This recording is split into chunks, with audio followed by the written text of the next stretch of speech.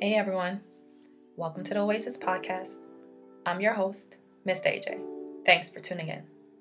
An oasis is something that provides refuge, relief, or a pleasant contrast, and that is exactly what you will find tuning into the Oasis Podcast. This is a space where I and special guests will be cultivating intentional and honest conversations about life's journey. Subscribe everywhere you listen to podcasts and watch us on YouTube now. Welcome back to the Oasis Podcast. Thank you all for joining us again today. Back like we never left it. Okay. Yeah. Today I have back on Miss Ayanna. And we are going to be talking about a topic that I think is actually really, really important to talk about. And I'm recently... Miss Ayanna here. She's always be on Instagram, social media, really schooling us on some stuff, you Follow know. me. All right. And I will, I'll me. tag her handles in the information of the podcast. But she recently put up some posts about fat shaming, essentially, right? Yes. How society views fat people, connecting weight to these other aspects of life. That's like, what does that have to do with the other? And I thought that was really a great thing to talk about, and I really wanted to have you on to talk about that. Absolutely. And so for me, why I thought it was important is we talk, in our work, we do mental health related work, and in our work we talk a lot about and our race to justice work, we talk a lot about understanding your privilege and understanding how that skews your lens when you're navigating life. And I had to be honest with myself that the things that were being mentioned, a lot of it I was just like, I personally as an individual don't view people in that way. But then in thinking about it though, I'm like, but I never thought about it. And so I had privilege in my own way of like being able to not have to navigate life through that lens. And so I was like, it's being the fact that you advocate for this and that you're out here really schooling people on being cognizant of the connections we're making with weight and all these other entities and other things that have nothing to do with the other. I feel like this would be a great topic to talk about. And me, I'm also going to sit back. I'm here to listen. I'm here to learn as well, because I also know that my privilege, my lens is skewed by my experience, right? And so a lot of times, weight is always looked at one way or the other, and everyone has their own personal experiences dealing with weight and how the world sees you, of course, right? And they identify you and they assume who you are based on what you look Absolutely. like. Right? Absolutely. So please go ahead, girl. You got this. All You right. got the floor. Please. I mean, and I want to say thank you for starting off by acknowledging privilege, because I don't even think people attach that into the conversation. Every time we talk about privilege, we always think of white privilege and the white and black versus thing, but there is body positive and body conscious privilege as well. When you walk in the world in a body that society deems unacceptable, you have to navigate the world differently than others who do not walk in your shape and in your size. And I think just acknowledging like, I didn't even have to think about it like that. Like, I didn't even have to have an experience of understanding what it's like for somebody of a certain size. I think, is a start of having these conversations in a healthy way. So thank you for starting by mentioning that. I think, and I don't speak for all fat people, so I'm just speaking for this fat person. Speaking on behalf of myself, I have been of a certain size my entire life. I have been overweight, obese, morbidly obese my entire life. At 5 years old, I actually found so I grew up in the 90s. I was born in the 80s, grew up in the 90s, and back in the days they used to do things like give your children identification cards. Like if you lost your kid would have like an identification card with all your information. So I found my identification card in some boxes and some papers from when I was 5 years old, and I was cute. I was always cute. I'm cute now. Cute little girl, but the weight on the card at 5 said that I was 106 pounds. Now, if you know a 5-year-old, 5-year-old average weight, I'm not a doctor, so I don't know what their average weight is supposed to be, but I think it's in like the 40, 50 pounds, maybe. Not even that much. I don't even know. We can Google it. We'll fact check and Google it. She'll edit that in. But we can fact check what an average weight of a 5-year-old is supposed to be. Of course, it's not supposed to be 100 pounds. There are adults who are 100 pounds. A 5-year-old should not be 100 pounds. So that just goes to show that I was always overweight and I was always obese. and there was never a time in my life that I was skinny. So I didn't know what skinny was. Going to school, starting school, I was fat. I was a cute little chunky baby, and I became a cute little fat girl, and I became a fat preteen and a fat teenager and then a fat woman. And I navigated my world with that understanding that I was a certain size. So there were things that I could not do, that I didn't do, that I wasn't allowed to do, that my counterparts who were normal, and I'm using that label with quotation because there is no such thing, but who were considered in a healthy weight, were able to do. I didn't ride roller coasters, and I used to tell people I was scared of roller coasters. It wasn't that I was scared of roller coasters, it's that I couldn't fit in a roller coaster. So I couldn't ride it, so I had to lie and say I had a phobia of roller coasters. Wow. Because I couldn't get on one, because the thing wouldn't close down. You know, riding in an airplane, and you gotta press the button or whisper to the flight attendant when you get on the plane, can I have a seatbelt extender? Because the seatbelt isn't going to close, because it's only for a certain size, and it's embarrassing, or you feel embarrassed to need an extender. And I traveled like that for many, many years, because I'm a traveler. I love to fly, I love to go, and that was a part of my experience. So there's this, it's insidious in society that the world is not built for people of my size. The world ostracizes people of my size and larger than me. We're either made to be a mockery, made to be a TV show, My 600-Pound Life, My Big Fat Wedding. We're made to be somebody's entertainment, or we are somebody's punching bag, the butt of somebody's joke. I know lots of funny ass fat people, but we had to be funny because we had people talking about us. We had people talking shit. So we had to build up a tough skin and some sense of humor to be able to just make it through the world, navigating in our size. But being fat affects every single aspect of your life. You cannot imagine. There is not a time or a place where my size did not precede what people learned of me. Like, you learned me after you got used to my size. Wow. Yeah. That was pretty prominent. Oh, wow. Right, that was heavy. You learned me after. After you got okay and comfortable with my size. Like, literally, all of my life. Like, you know, and I think that other people with other things feel the same way. Like I'm not fair skinned, but I'm not dark skinned. I'm brown skinned. And so I think women of darker hues, people of darker hues feel that way. Like, they get told you're pretty for a dark skinned girl. I was told you're pretty for a big girl. You know, not just you pretty, you know, because that's what it is. If you think I'm pretty regardless of my size. Shopping, going into the store, you know, everybody was at one point Victoria's Secret down in pink. Everybody had pink. Pink would be stretched out on my ass. I couldn't wear nothing in pink. That's all my ass could fit. Right, exactly. You understand that? But you're a teenager. I can't go to the big girl store. Right, exactly. And then the big girl store back in the day, like, first of all, thank you to the fashion world for finally realizing that plus size women spend coin on clothes and we like to look good. I don't think, you know, I like to look good. I'll speak for myself. I like an ensemble. I like to put a piece together. Yes, she does, hunty. Thank you. Okay. And, child, it was a struggle back in the day. And any plus size person, male, female, or other, will tell you that our selection was not cute. It was floral. It was old lady-ish. It was ugly color schemes. It was ugly patterns. First of all, why you want to put somebody that's a size 5X in some ugly ass outrageous patterns is beyond me. Like, we don't want to be billboards of stripes. Like, we don't, you know what I'm saying? It was not cute back in the day when I had to go shopping, and it was a struggle. It did not feel good.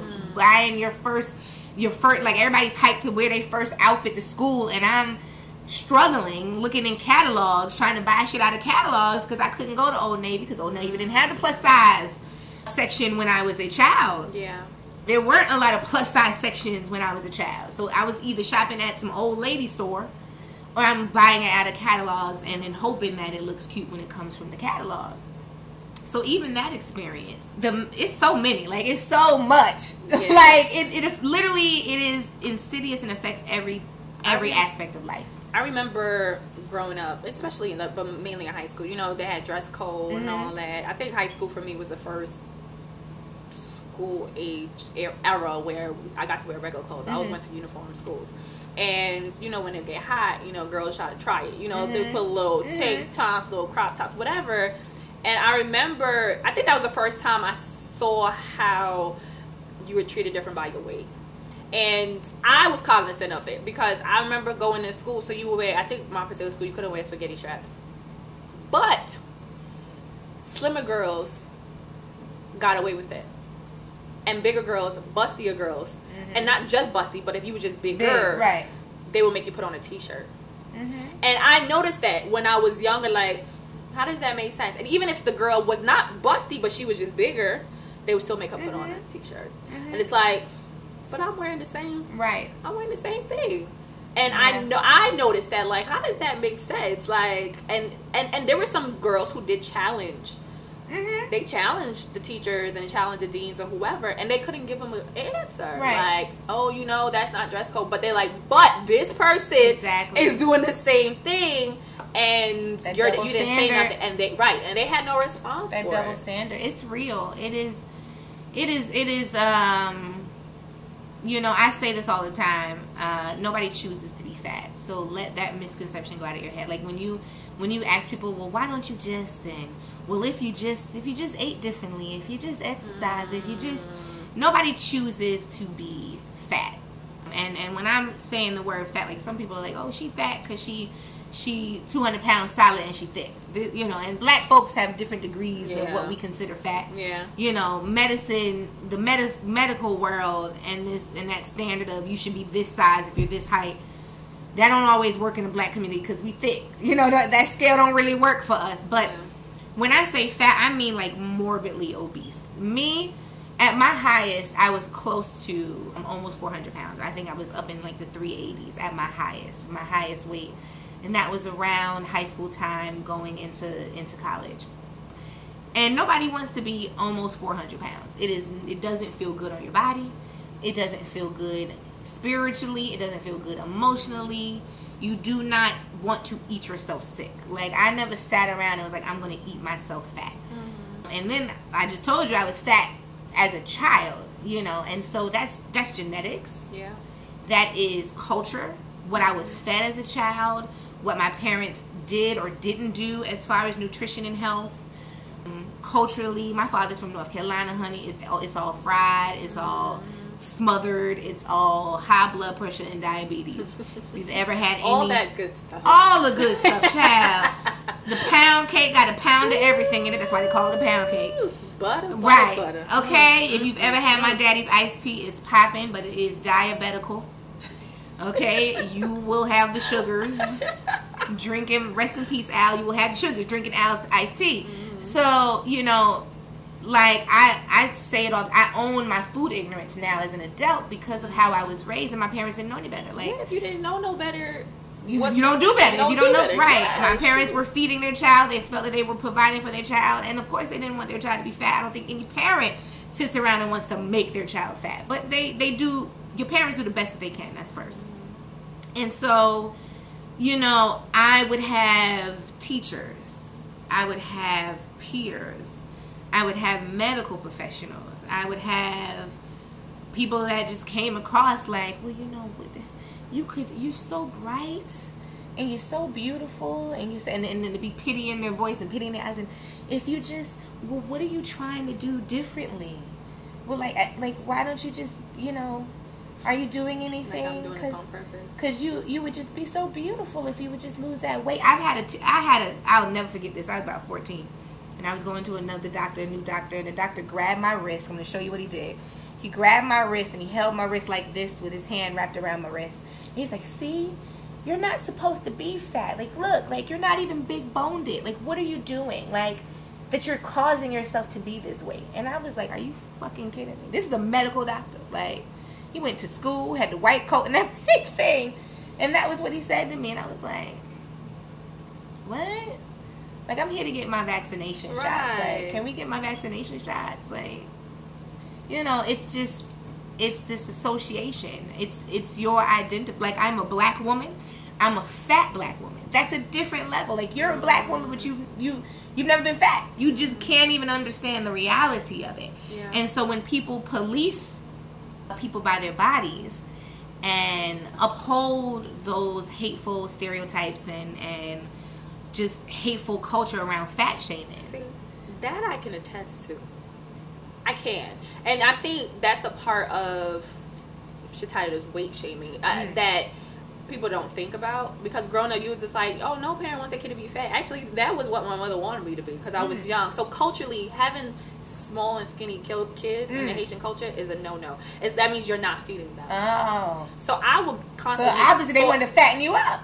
Okay. I was constantly being forced to eat. See? Right? And it's like, it don't matter how much you feeding me. That's just how... Right, that's your body. That's your... Yeah. And I'm telling you, up until I spoke to one of my close guy friends maybe 2 days ago, and like he had a friend, whatever, I'm trying to get some things done in my home, and he was talking to the person, and the person has met me before, and you know how that person referred to me? Oh, that's that toothpick girl from Brooklyn. Wow. So like, it happens on both ends of the spectrum.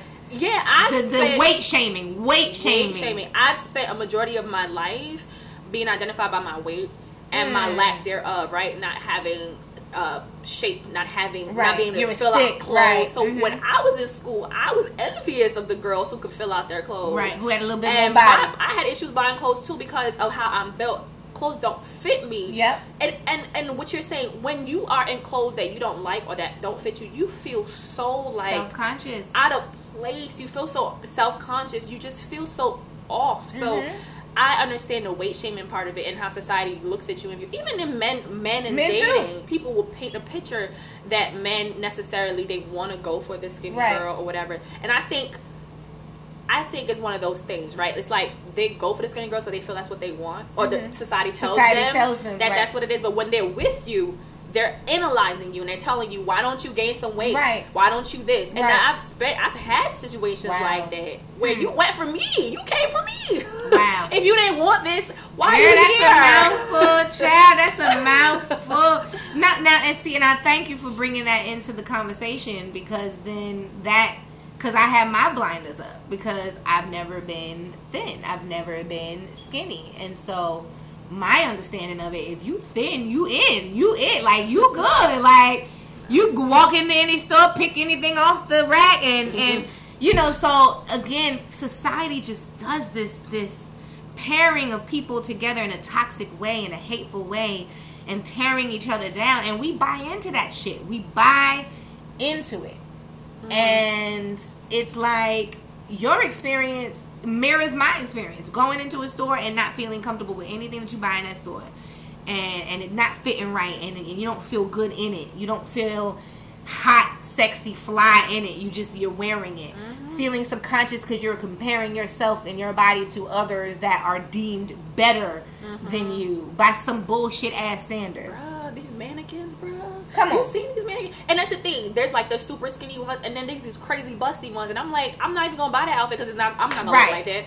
So I'm just like, forget it. Next. and then there's subcategories in each because it's the skinny girl with the booty.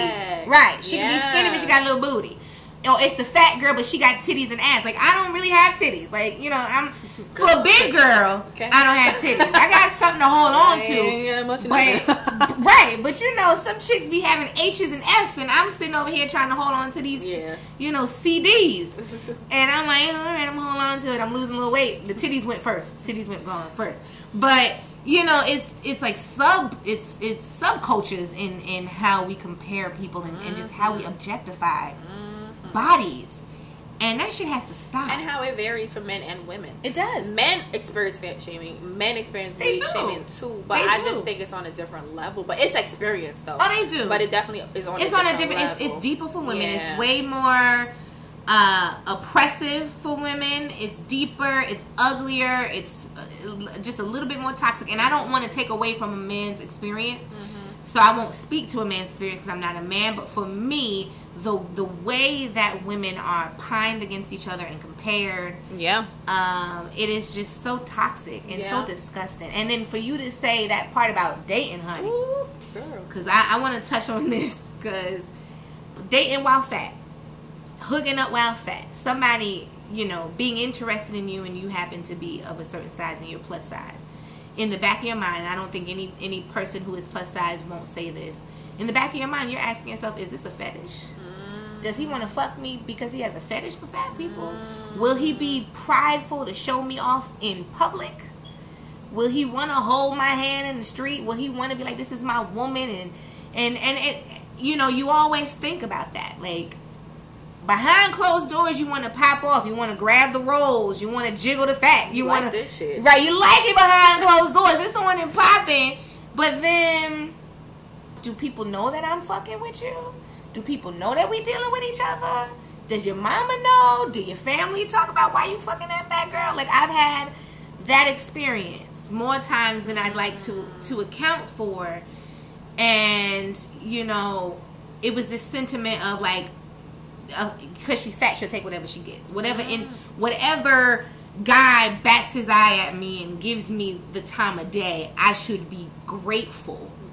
Because your ass is fat anyway, so just be happy. So that means that no one is going to want you. Right, just be happy with whatever little bit of attention you getting, because you ain't going to get none anyway because you fat. And I'm like, y'all look crazy. Y'all got me fucked up. Yeah, all the way. All the way fucked up. Yeah. I know I'm the shit. Like that, and that's one thing that I thank God, and I don't know, I have to give it to God. And I'll give it to my parents. I'll give them their just due confidence. Mm-hmm. No matter what you look like and what shape, form, body you are gifted with, and it is a gift, whatever you come in is a gift. Having your confidence in yourself that nobody can shake, I always had that. Even when I was a dumb teenager, and no shade to teenagers, I love y'all. We love y'all, but y'all don't. Y'all hormones be all over the place, and y'all and your really brain ain't developed, so it's not even your fault. Yeah, it's not your fault. But we love you. Right. So even as a teenager going through my own teenager melodrama, there was always this sense of confidence that I had. See? I didn't have that. I thank God for it. I don't know. I can't say where it came from. I'll give it to God because there was so much that tried to steal my confidence. There was so much that told me, who the hell do you think you are, fat girl? See, I got those messages, and I wouldn't outwardly show you that it impacted me, but I did internalize those. I didn't gain a sense of confidence and was comfortable with my body as it is until maybe I'm going to be honest, maybe I probably hit 30 or late 20s. That's something. That's a mouthful. Like when I was in high school, all that, I'm telling you, and it was especially when I was younger that, again, people would come for me when they really wanted something different, and then they would say these things to me. Oh, you should try to do this, and you should put some weight on, right? You should and you should that. My mom, you need to eat more, or I need to feed you. And I used to internalize that shit. I really, really did. So I'm saying this to show comparison because I think exactly what you said, right? People see, somebody who might be bigger, and they think, they got low self-esteem, right? No. Right. I love me, child. Yeah. If y'all follow me, I'm my favorite topic, child. It was completely the other way around. It's these past, honestly, especially these past few years, I think being in my 30s period has just given me a sense of confidence that now you can't tell me shit. Okay. Right. You don't like it, and that's a myth that a skinnier person, that a more fit or whatever body type, they all got confident. Like they all are so, and really and truly no, most people do not like themselves, skinny, in between or otherwise. Most people are self-confident or lacking self-confidence. Yeah. And I'm glad that I was able to tap into that because I think that saved my life. I think if I didn't have that, I would not be here. I know I wouldn't be here. So I had to tap into it. I had to just be like, you the shit. You the shit. Like, when I would put on something that would make me feel good, you the shit. That's it. Now, you can't tell me nothing, honey. You can't tell me shit. Nothing about this rag with some holes in it. Okay? And I'm still the shit. Okay? Okay, wig cap and all. I'm still the shit. But it took a while for me to be comfortable in not explaining my confidence. Because people would question it. Really? Right. People would literally be like, they would say it all the time. My mother, you'd be like, girl, I don't know. You just love yourself, don't you? Like, where you get up? Like, people would, like, as if I wasn't supposed to have it. Like, if it was not right that I was fat and proud. Like, you gonna wear that? You gonna You bought that? You got your arms out? Yeah, it's hot. It's 90 degrees out here. Why do I have on a sweater? It's hot. Like, y'all got your arms out. Yes, I have fat on my arms, and the fat is hot. I'm gonna have my fat out. Like, you know, like I started to tell myself these things because I was boxing myself up and living and projecting all of the insecurities that people wanted me to have, but I didn't have it. Correct. Like, I was like, nah, I really do like how I look in this shirt. Yes, it's a crop top, but I think I look cute. Yeah, like, I like it. And then there are some times where I don't think I look cute. And I'm like, all right, that wasn't it. I just used to feel that. Like, I used to look at other women and they would wear things that, quote unquote, was not appropriate for their size, was supposed to be more appropriate for my size. And I would look at them and I'd be like, I wish I was that confident. See? And people be like, why she got that on? Yeah. That ain't for her. It's for her. Did she buy it? Did she pay for it? I would have to push myself, even to wear crop top, things like that. I would have to push myself to wear that. And I would have to talk myself until I walked out the door. Right. To be like, you look fine, you look fine, you look fine, you're okay, you're okay, you're okay. See? And I used to see other women and I'd be like, ooh, why she wearing that? But be like, oh, I wish I had that confidence. Right. You know, like to do that and just be happy and feel comfortable in it. And I would wear things and then feel uncomfortable. That's it. Now I look in the mirror, I got a ceiling to floor mirror in my room. I look at myself, I say, damn, girl, you look good, girl. Girl, okay, you is doing it. There I pass by. Okay, you is doing it. But it took so long. It took so long to feel okay. And I'm forever a progress. I'm forever progressing. So at the size that I am now, I weigh myself this morning. I weigh myself every morning since I started this detox. So this morning I was 235, and I'm in between. I go from like 230 to 240. That's my window right now. I've had weight loss surgery. This is the second time around with weight loss surgery. So I've done weight loss surgery in 2008, and then I did it again in 2018. And that in itself was a journey, and that in itself was a lot to navigate people's opinions about it. Ignorant ass conversation about your choice to do what you want to do with your body, right? With your body, you know, having to defend what you want to do with your body, and then I watched people who have known me all my life respond to me differently because I'm in a different size, and I'm like, this is me.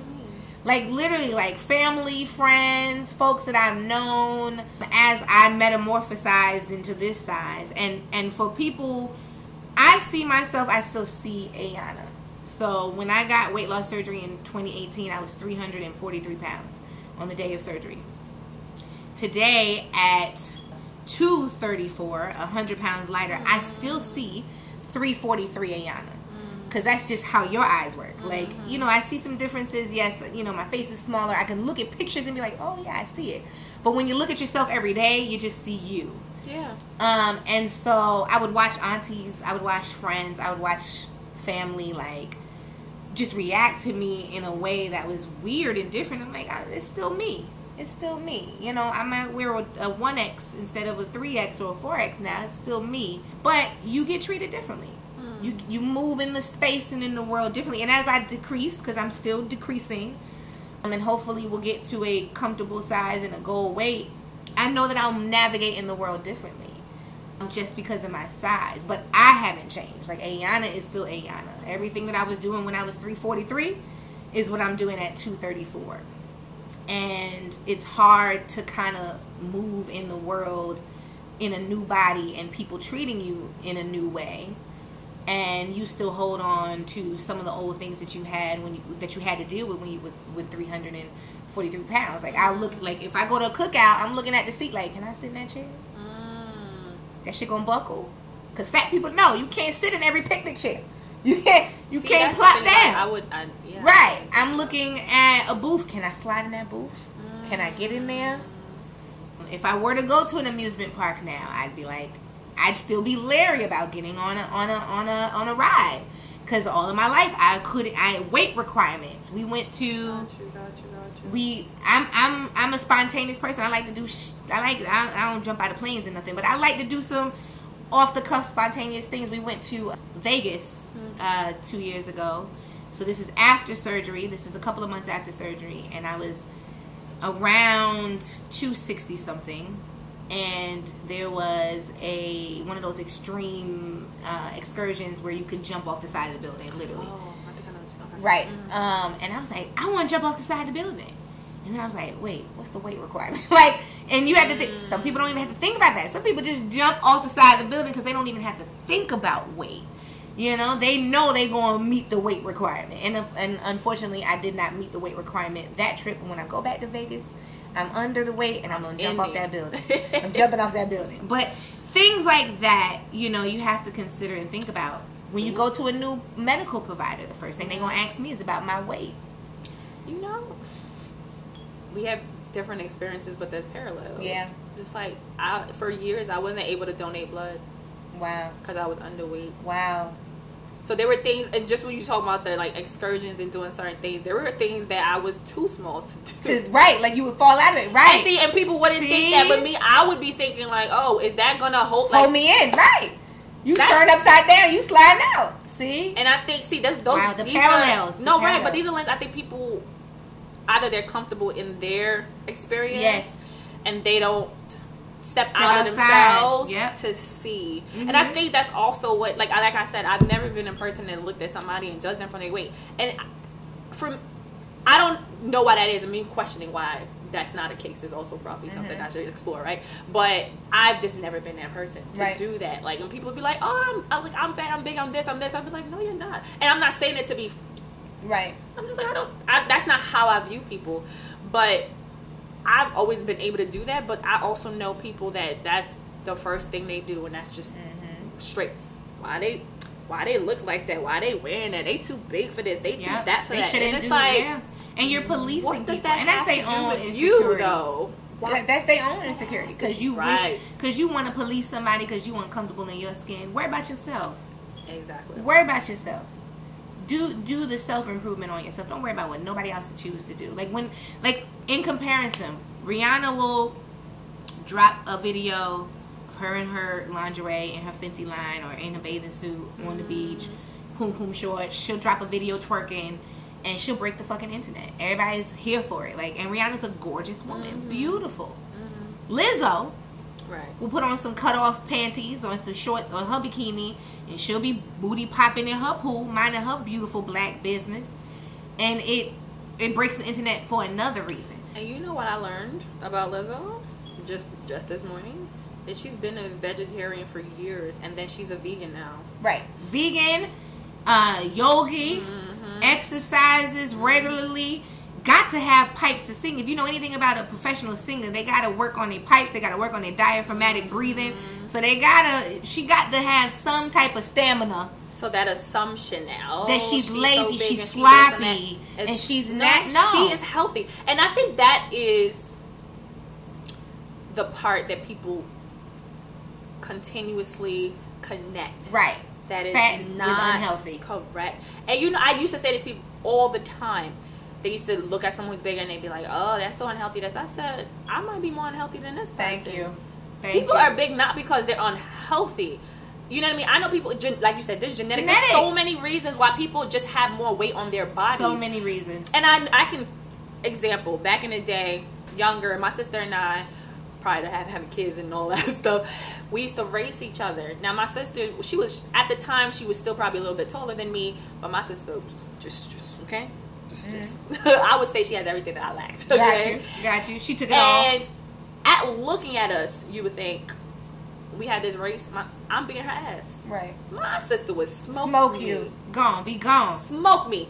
And I always like use that as an example because people will assume I'm thinner than she was, that I was healthier than she was, therefore I was more athletic than she was. Right. And it was like, nah. I know skinny people be winded walking up the steps. Winded. I live on the second floor. If I got some skinny friends, they be like, "Whoo, girl, these steps." And I be like, I've done workout classes, and there's all shapes and sizes in there, and they busted it out. And I'm sitting here like, right, help me, Jesus. Give me a new lung, Lord. Give me a new. So it's like having this mindset. I really want people to really let go of these quote unquote things they think is normal, and these norms that they have about being bigger means you're unhealthy. being smaller doesn't make you healthy either. That's I know true. tons of thin people who can't walk upstairs. Right. They can't lift nothing. Right. They just are literally unhealthy. Right, and then you pull their blood work, their numbers, they high blood pressure. Terrible. They sick. No, it's true. But that is what society makes us believe. That's the conditioning of society, is that fit is thin. If you're thin, you're fit, and you're healthy. People are shamed. I was just on a woman's page who she's around 210 pounds. She's super. First of all, her body is ridiculous. I was like, oh goodness. I was like, if I can ever get my body done, I want that right there. Like, let me just cut her out. Body is sick for days. Little old waist, big old booty and hips and thighs. And she's a solid 210 pounds. She is literally 20 pounds lighter than me. Her body's shaped differently than mine, but she's a fitness guru. She's a fitness instructor, nutritionist, and she was like, when she was going through her schooling to be a fitness instructor and nutritionist, she was shamed. People were telling her, you can't be doing fitness and you look the way you look. You got to lose more weight. And I'm like, but she's healthy. Like, she could smoke all of y'all. She did like cross-country running and marathons and stuff. Yeah. Like, I start sweating thinking about running a marathon. And I'm like, but that's what society... I ain't with the right. shits. That's what society will have us to believe. And I was an active child at whatever size that I was. I played softball. I was in Girl Scouts. I did all, I moved when the first time I got weight loss surgery back in 2008, I got me a trainer. I was going to the gym 4-5 times a week. It was hard. I didn't like it. I don't like exercising, but I was able to do it. There was nothing that she asked me to do during our regiments that I wasn't able to do with the body I had. It's that myth that if you're fat, you're lazy. If you're fat, you're unhealthy. If you're fat, you're sloppy. If you're fat, you're nasty, you're disgusting. If you're fat, you don't love yourself. If you're fat, you don't care about yourself, and you're intentionally doing harm to yourself. Like, all of that's bullshit. All that's bullshit, and it's dangerous. It can kill somebody if you put those misconceptions on people. It can literally kill somebody. People lose their lives. People end their lives all the time because of the bullshit ass expectation that society and people place on other people. So it's a conversation to have, because like, you're pointing out the parallels of our experience. And if I'm gonna be real, child, I might have to go to counseling for this child. I might have to go to talk to a therapist. I promote therapy all the time, so go to therapy, y'all. Might have to go on the couch for this. For a long time, and sometimes I even go back to this, I would say, when I have children, I don't want my children to be fat. I would say that all the time. Like, God, I don't want my children to be fat. Just let my children just be regular size. Because you feel like their experience would be different. Right. Well, because I know how hard it was to navigate the world being fat. Gotcha. I know the pain of being fat and having to navigate the world, and no parent wants their child to go through that pain. And so I was like, oh my God, I don't want my baby to be fat. And I'm like, wow, but then what does that say about what you think about yourself? What does that say about your own self-worth? What do you feel about yourself? Because you fat. You wouldn't want your children to embody everything that even your fatness. You wouldn't want them to embody, you're like, you say you love yourself, but then you're saying you don't want your children to experience, and it's more so, I don't want my children to experience living and being fat. Like, I would love my child, whatever my child is, whatever they come with, whatever body they're coming in, they would be perfect in my eyes. But I don't want them to experience living while fat, because it's hard. The shit is hard. It is difficult to navigate the world with that identification of fat. It is something that I don't think anybody who is a certain size would disagree with me. And I know brilliant people. I know beautiful, brilliant people who should be on your TV screens, who should be on your radio, who should be bestsellers, who should be actors and actresses, who should be doctors and lawyers and be on the main screen. But they don't fit the aesthetic, right? But they don't fit the aesthetic. And so they are beautiful change agents in the world, but the ceiling is right there for them, and they're trying to crack it. And they're told that they can't squeeze through the crack because of the size that they are. And I'm like, come on. Like, we can name one fat star. We can name one every decade or so. We had like the Queen Latifah, and she was chunky. We had Monique. I don't see that as chunky. Well, people would consider Queen Latifah fat. If you compare Queen Latifah. I don't know. And again, I've always been like this. I don't. You know, anything over a size 12 is plus size. 12 is plus size. For real? 12 is plus size. A size 12 is plus size. So anything over 12 in the standard of fashion, anything over a size 12 is plus size. Oh, I didn't even know that. So yeah, all these people are considered plus size. Like watching reruns of Living Single. Right. I see Queen Latifah and think she's plus size. Like I don't. Definitely, Queen Latifah was plus size. So we've had them one. We've had one every decade. So we had the Queen Latifah. We had the Moniques and the Parkers. Because Kim was like borderline. In Moesha, she was the fat friend. They was right, and you're like, she's not fat. She wasn't. Because I literally started watching it again on Netflix. So I started looking like, oh, and I'm like, why are they joking her? She was a fat friend. She was not chunky. She was the fat. She really wasn't. She wasn't. She was short and little. Yeah, she was short. But because she's not a size 4. She's not a size 0, 1, 2, 3, 4, or 5 or 6. So yeah, they were considered plus size. But it was only 1 or 2 that could bust it open and crack it open. Yeah. And I'm like, do you know what society looks like? Like, it's not real. Like, it's not a real depiction of what society looks like. But that is what we've always had to see. The love interest was never fat. The leading lady was never fat. We always talk about colorism and how, light is right and light and bright is right. But we also have to talk about size. The leading lady, the main sex object, was never a fat woman. And I'm not saying thick, I'm saying fat. Never. Like, cause they don't deserve to be the love interest. So your posts, you put it on Instagram. There were a whole bunch of different. Yeah, we talked. Medical was one of them. Yeah, and like the post, pretty much the theme being, fat is not synonymous with, right? Like, fat is not synonymous with being ugly. It's not.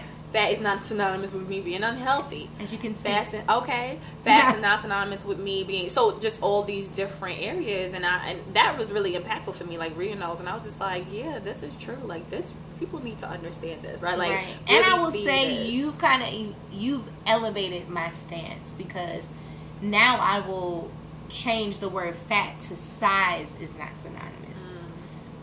Because, again... I didn't have the vantage point of the shaming on size of smaller folks. So now I would even elevate my stance to say size is not synonymous with beauty. Whatever size you are. Skinny, middle, medium, fat. In society, no one's satisfied because everyone is just speaking from their own, like you said, their own insecurities and their own lens. And so anything other than or anything that makes them feel less than, they're going to critique.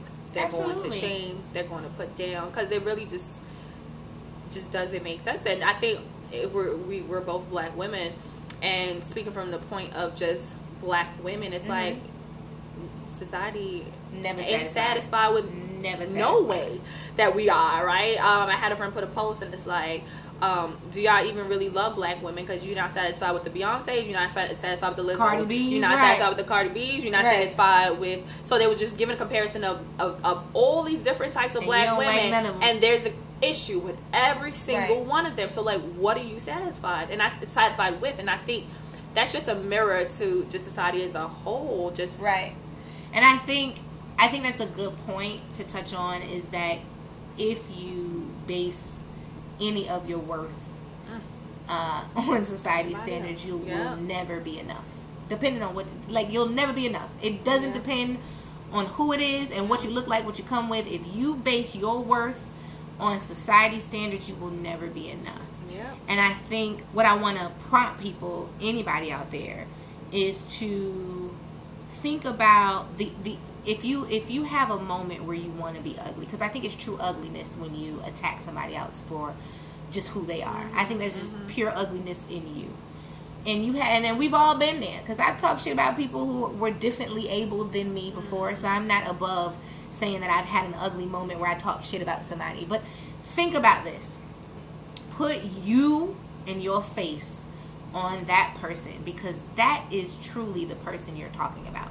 When you talk shit about somebody else and you throw that ugliness out there, you are really saying that to yourself.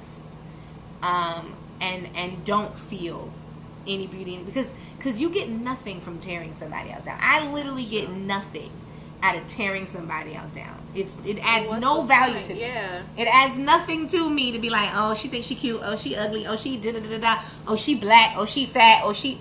That adds nothing to me. And all of those things that I'm projecting out, I inwardly am taking back in. So see yourself in everybody that you come across. And that is how I try to live. You know, I don't judge anybody. I don't judge any shape, any size, any ability or inability, because I know very well the minute I wake up, I can lose my sight, I could lose my speech, I could lose my bodily functions, I could lose the me being able to operate and move, and I'll be in a wheelchair just like somebody who's in a wheelchair today. I can be in a wheelchair tomorrow. So I don't take anything for granted from what I do have. And I'm working on me. Yeah. I'm pouring into me. And I think that everybody needs to come from that place. Because there's a lot of self-hate. And then they put that self-hate out into the world. Absolutely. And hate begots hate. So if you hate yourself, then you put more hate out there. Absolutely. That's how I feel. You're absolutely right. Usually, again, verbally me speaking negatively about someone, I don't verbally. But again, like what you said, maybe in my head I might be like, but why? You know, right, or something in my head. But I do, again, take that stance of when I police myself when I have those thoughts. Mm-hmm. Or if someone's saying something about someone else, be like, but why are they bothering you? Like, I used to be like, but why? Let them live their life. And that's usually what I say. Let them live their life. Like, what does that have to do with you? It don't take no food off your table, no money out. And I ain't gonna lie, I love fashion. I love a good look. I love a good ensemble. So I be seeing some things that be making me side-eye. Because some things ain't cute. All right? But I be seeing it on all sizes, okay? I will see a girl who is a size 02 put on something that they should that's just not flattering. And I'm like, oh, sis. Yeah. All right. Mm-hmm. You know, don't let nobody lie to you. Just because you a 0 don't mean you don't need undergarments. Mm-hmm. Everybody needs some undergarments sometimes for certain outfits. And I'll see somebody who's my size or larger than me put on something that I personally don't think is flattering. Right. But if they bought it and they put it on their ass, that's their business. Go ahead. Right. That's their business. Yeah. Like, mind yours. Mind what you put on. Mind what you rocking. Mind what you got in your bank account and what you got on your body and how your body feels. Yeah, that's all y'all need to do. It's like, fuck society. Fuck what society is telling y'all. Turn the TV off. Put the magazines down. Stop feeding your soul with all that negative and self-hating talk, and learn to love every single inch of you. Start from the top of your head, go all the way down to the bottom of your feet, and thank every single part of you, even the parts that you're uncomfortable with, because they carried you. Your belly carried you. Those legs that you don't like, that your thighs would be rubbing, or your legs are too skinny for you, you wish you had more weight on it.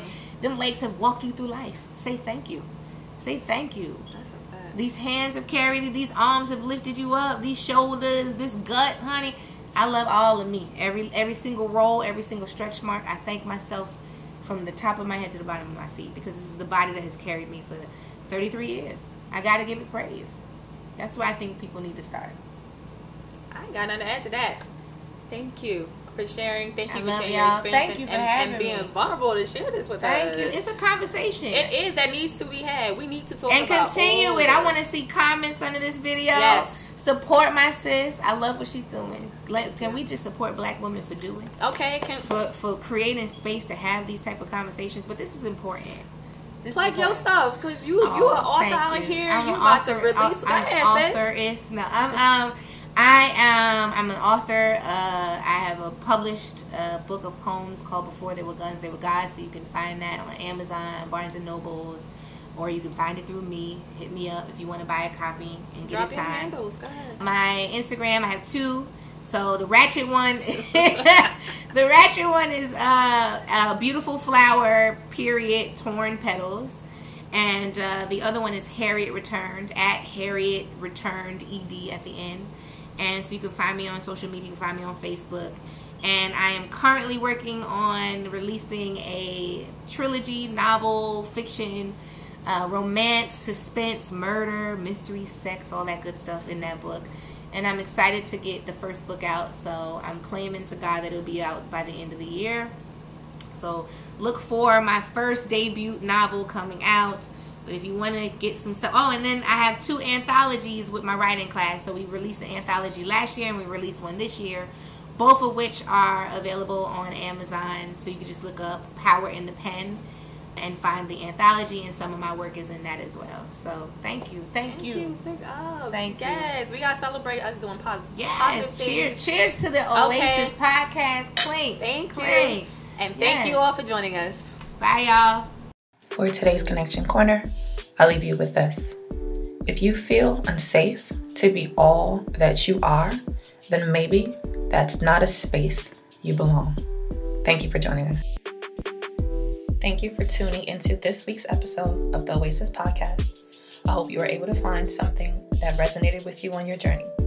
Don't forget to subscribe everywhere you listen to podcasts and YouTube. Rate us and leave us a review and comment on Apple Podcasts or iTunes and YouTube. Share your favorite episode and like us on Instagram and Facebook. If you have any questions, comments, want to be a guest, or have show ideas, contact us at ajaysoasis@gmail.com. That's AAYJAYSOASIS@gmail.com, or direct message us on Instagram or Facebook.